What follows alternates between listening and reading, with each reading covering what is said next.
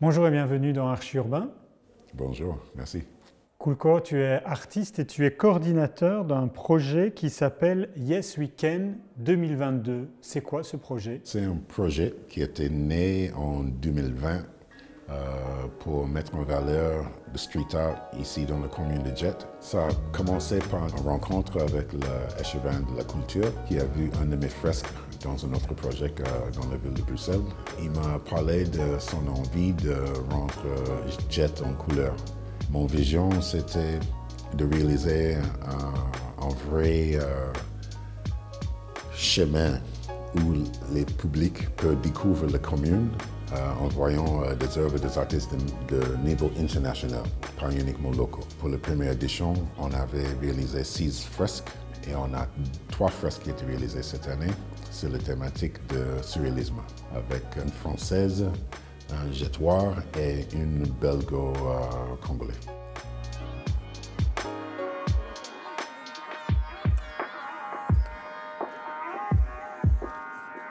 Amandine Lessay, elle est très exigeante. Elle arrive à faire de très grands formats avec une fluidité. On voit sa main sur son travail, si c'est un petit format, même si c'est un grand format.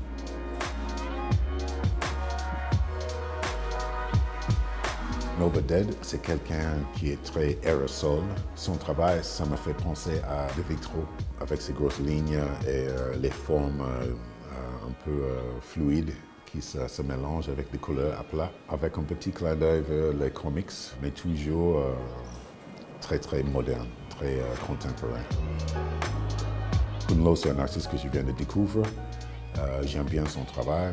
Il a son univers, lui, avec beaucoup de recherche de symbolisme, une capacité et une sensibilité de couleurs. Son gamme de couleurs, ça me parle beaucoup. Comment travaille-t-on un projet artistique dont la destination est l'espace public ou un habitat? Donc ici, c'est plutôt des murs et des poubelles. Comment est-ce qu'on envisage son œuvre artistique? Le grand défi, c'était plutôt les poubelles, parce que comment demander à un artiste de peindre des poubelles? C'était pas nécessaire de travailler de la même manière d'une toile sur la poubelle, mais juste mettre un peu de ton univers là-dessus, pour que le public puisse regarder la poubelle et dire voilà, ça c'est cet artiste, le même artiste. C'est ludique en même temps. C'est quelque chose qui est amusant si on prend ça dans le bon sens. Bien sûr, comme c'est des commandes, il y a beaucoup d'étapes à suivre et des complications au niveau de l'autorisation. Comment convaincre un propriétaire d'une maison de laisser un artiste s'exprimer sur le mur. Il faut faire une maquette. Ça veut dire qu'il faut engager des artistes capables de respecter leur maquette en réalisant leurs fresques. Avec mes 45 ans d'expérience derrière moi, je ne peux pas arriver avec quelque chose qui est déjà vu. Donc, j'ai réfléchi beaucoup à comment prendre ça en charge. Et surtout avec le choix d'artistes divers, on est arrivé à quelque chose de très beau. Merci beaucoup. Merci.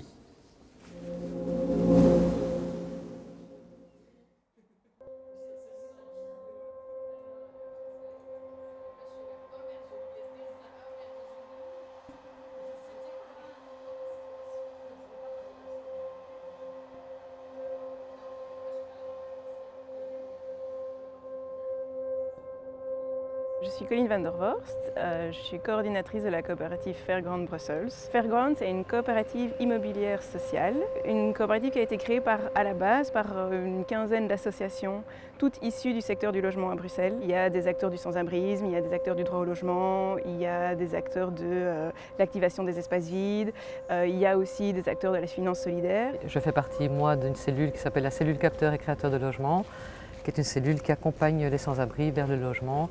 Nous avons différents types d'activités, des activités d'accompagnement purement social et des activités, je dirais, que j'aimerais un peu plus techniques, qui sont la recherche de logement et la création de logement, et c'est là que je travaille. Et l'idée était vraiment de apporter une réponse en plus à la crise du logement, pallier au manque de logements abordables à Bruxelles, en créant un outil d'acquisition pour mettre plus de logements à disposition, on va dire, des publics pas que précaires, mais qui ont des moyens limités. Le projet a quand même pour objectif de lutter contre la spéculation immobilière. Donc on espère atteindre une taille suffisante pour avoir un minimum d'impact, même si c'est très ambitieux. Et le gros avantage, c'est qu'en tant que coopérative, c'est le citoyen qui est propriétaire de cette coopérative et qui donc participe à cette accessibilité du logement aux moins favorisés, sachant que les moins favorisés à Bruxelles sont de plus en plus nombreux puisque l'immobilier est de plus en plus cher.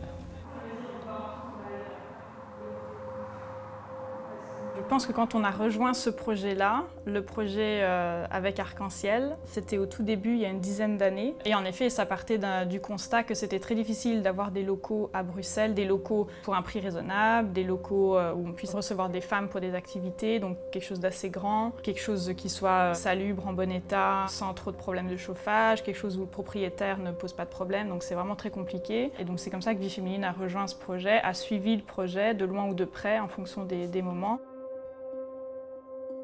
Vie Féminine, c'est un mouvement d'éducation permanente féministe. C'est un mouvement qui existe depuis maintenant 100 ans. C'est un mouvement de femmes qui travaillent avec des femmes précarisées, des femmes isolées, des femmes qui rencontrent des difficultés variées, des femmes victimes de violences, etc. Et des femmes qui veulent lutter contre les inégalités sociales et qui veulent lutter pour leurs droits aussi, pour faire avancer les droits des femmes, lutter contre le sexisme, le racisme et le capitalisme. Donc ce n'est pas non plus les cours de français qui vont les intéresser. Ouais. On est à Laken, au niveau de la place Boxtal, à Jette et ici à Molenbeek. On attire quand même principalement des femmes qui habitent dans le quartier, même s'il y a des femmes qui se déplacent et qui traversent la ville. L'idée, c'est aussi de faire du lien avec les associations du quartier, avec les institutions, etc. La particularité de ce lieu par rapport à nos autres lieux d'activité, c'est que justement, on est dans cette copropriété. L'intérêt, c'est aussi de pouvoir faire du lien avec les femmes qui sont présentes. Donc il y a une trentaine de familles ici. Et donc c'est d'avoir un lieu qui à la fois peut leur être mis à disposition, donc cette salle-ci avec la cuisine, pour leurs activités de copropriété ou même leurs activités privées aussi. Et puis c'est aussi de pouvoir travailler avec ces femmes sur des sujets qui les concernent, des activités qu'elles aimeraient faire, leur laisser la possibilité de faire des projets aussi avec nous, leur donner cette opportunité si elles le souhaitent. Donc voilà, donc c'est ça qui est intéressant dans ce projet. En même temps, c'est ça qui nous demande une autre approche, puisque on est bien sûr ancré dans le quartier, mais on a aussi ce lien particulier avec les habitants, donc ça demande un autre type de travail. J'espère que dans le futur, dans les mois qui viennent, on aura plus de liens avec les habitantes et qu'on pourra travailler ensemble, faire des projets ensemble et voilà, faire avancer la société.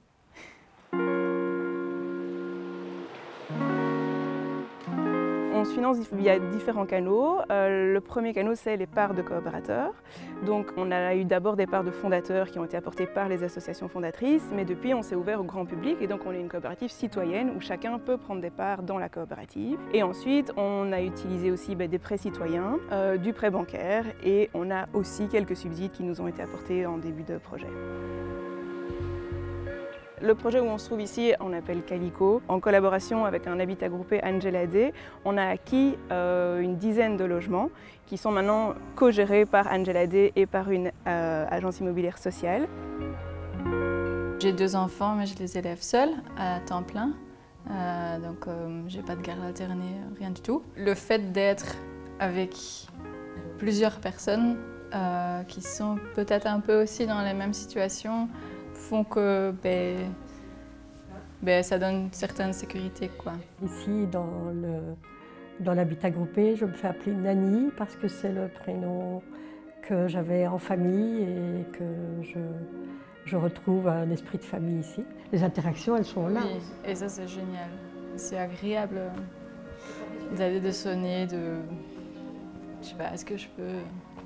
On s'emprunte mutuellement des accessoires utiles, voilà. Quand on fait des repas ensemble, ne fût-ce que ça, régulièrement, ça met tout de suite l'ambiance et les enfants se retrouvent. Quand je suis arrivée à Bruxelles, j'ai rencontré des grosses difficultés pour trouver un logement adapté pour moi et mes 2 enfants, avec un revenu d'une seule personne. Et donc j'ai cherché, j'ai cherché sur Internet. Donc j'ai trouvé Angela Day sur Internet et je les ai contactés. Quand on ne travaille plus, on se rend compte qu'on est fort isolé et qu'on aimerait bien avoir des interactions avec les gens du voisinage. Et je cherchais donc un habitat groupé qui aurait pu donner solution à mes deux problèmes, si on veut, isolement et revenus modestes. On fonctionne aussi avec un système où nous faisons nos acquisitions en séparant le sol des briques. Ça veut dire qu'ici, le sol et les appartements ont été séparés et le sol est voué à rester toujours en notre possession. On fait ça pour maintenir un contrôle en fait, sur les biens et à terme, et c'est ça aussi un des objectifs premiers de Fairground Bruxelles, c'est en fait d'éviter la spéculation immobilière. On fonctionne de deux manières différentes. Les logements peuvent être soit locatifs, donc on les met en location dans des conditions AIS, donc c'est-à-dire que ce sont des personnes qui ont des revenus c'est similaire aux conditions de logement social, qui ont des revenus assez bas, mais il n'est pas impossible que ces logements soient revendus après. Et typiquement, par exemple, un locataire qui serait resté longtemps dans ce logement, sa situation change un peu et devient capable financièrement d'acquérir le bien, eh bien Fairground pourrait imaginer lui revendre ce bien. Le fait que nous, on reste propriétaire du sol va nous permettre de s'assurer que quand on revend, on le revend à certaines conditions, mais le capital qui revient dans notre coopérative va nous permettre d'acheter un autre bien et donc de multiplier la quantité de biens qu'on a acquis et qui restent accessibles à des personnes à revenus moyens.